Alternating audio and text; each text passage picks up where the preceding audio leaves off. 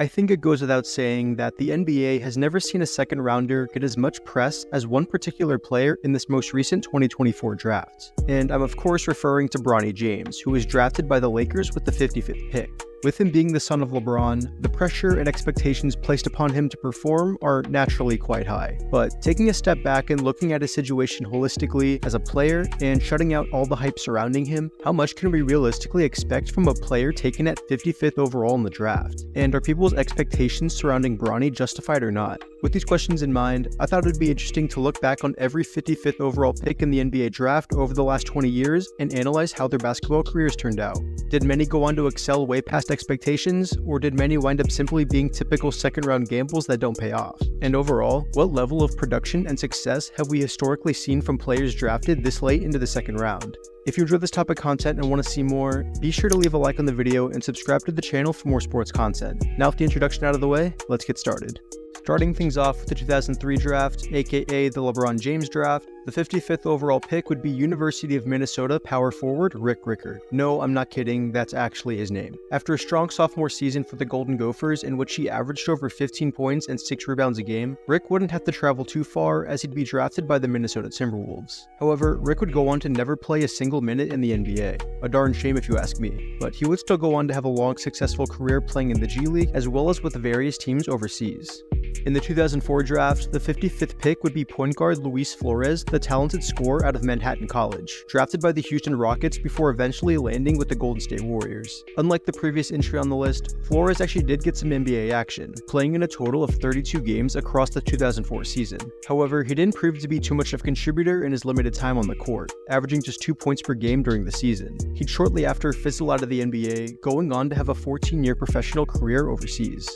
The 2005 draft would see Mississippi State power forward Lawrence Roberts come off the board at pick 55 after averaging a strong 16 points and 11 rebounds his senior year. After originally being drafted by the Seattle Supersonics, rest in peace, his rights would soon be traded to the Memphis Grizzlies, where he'd go on to spend 2 seasons. And in those 2 seasons, he proved to be a steady contributor in the rotation, averaging 5 points and 4 rebounds by his second year, even starting a handful of games. However, following the season, he'd sign a contract to play overseas and would never make another appearance in an NBA game. In the 2006 draft, we now go overseas for the 55th pick, with the Cleveland Cavaliers selecting power forward Ejike, won't try to pronounce his last name, out of the Nigerian Basketball League. He would be a part of the Cavaliers roster for the 2006 season, however he never actually recorded a single minute in any of the games, and following the season, he'd be released from the team and proceed to play several seasons both in the G League as well as overseas, never getting an opportunity in the NBA.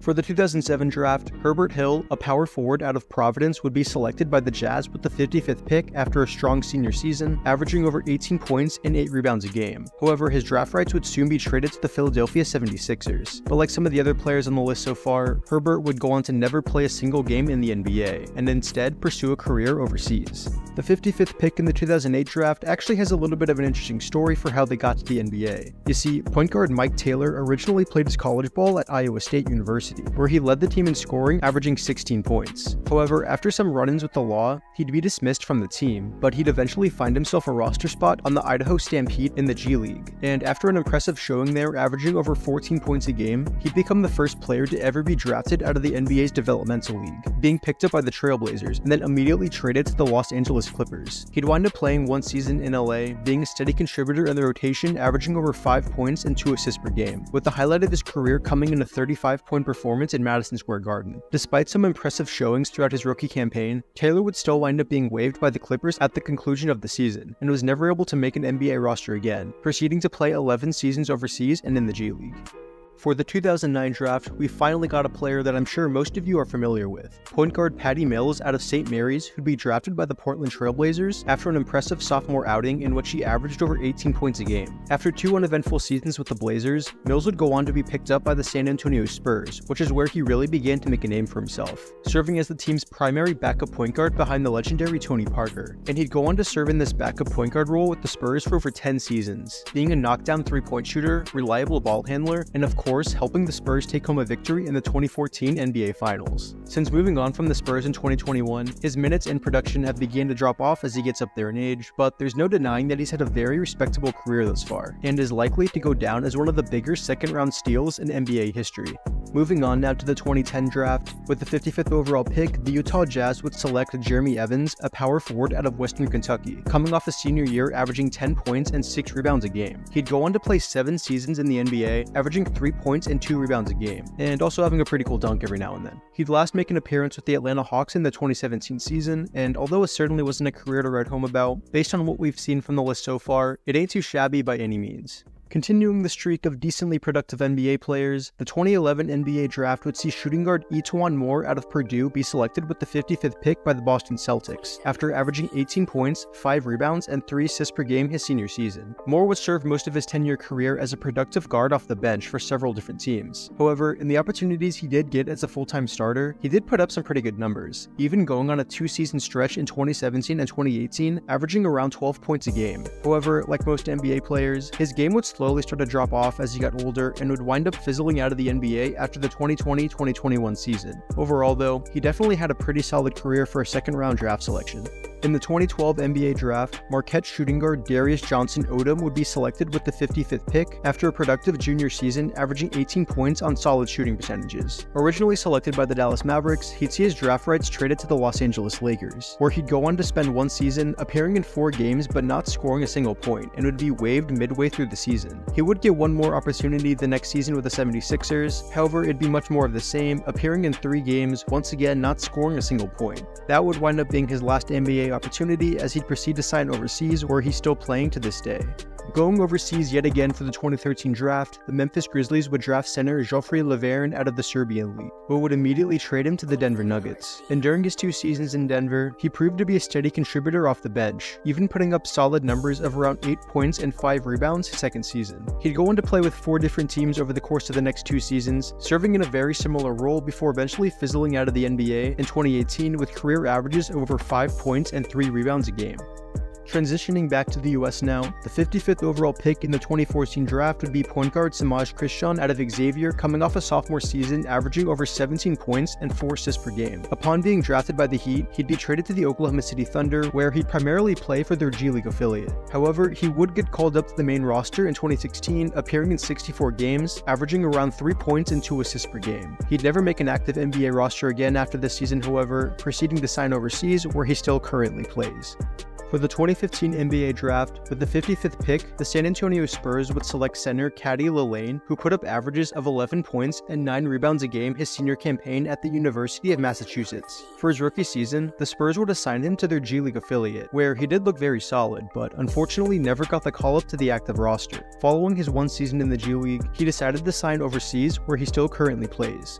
Up next in the 2016 draft, North Carolina point guard Marcus Paige would be selected 55th overall after averaging 12 points and 3 assists his senior season for the Tar Heels. Originally being drafted by the Nets, Marcus would be traded to the Utah Jazz the following day, who would proceed to waive him after a few months. After some time on G League rosters, he would finally get his opportunity in the NBA, signing a 2-way contract with the Charlotte Hornets, where he'd appear in 5 games, averaging just 2 points a game. He'd go on to play a few seasons overseas before accepting a position to join North Carolina's coaching staff in 2023, where he's currently still serving as the Director of Team and Player Development.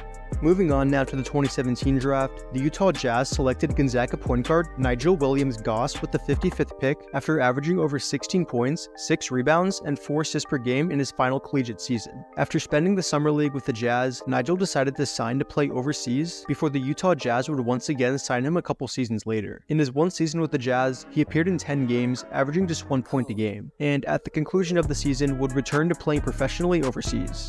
Speaking of overseas, the 2018 NBA draft would see the Charlotte Hornets draft small forward Arnoldas Kulboka from Europe with the 55th pick. Despite being drafted in 2018, Arnoldas wouldn't actually make his NBA debut until 2021, playing in 2 games for the Hornets, with his only recorded stat being a personal foul. At the conclusion of the season, he'd return to his professional career overseas, never again making an NBA appearance. Up next in the 2019 draft is a player that somehow always finds his way to be mentioned in my videos, UVA shooting guard Kyle Guy. Like, I've mentioned Kyle in like 3 or 4 other videos already, so of course it figures he was also a 55th overall draft pick. But anyways, Kyle would be drafted by the New York Knicks, then traded to the Sacramento Kings following a great junior season at UVA, in which he averaged over 15 points, 4 rebounds, and of course brought home the national championship. Over the course of his 3-year career, he saw very limited NBA action, appearing in 53 games, averaging just over 3 points a game, and last making an NBA appearance in 2022.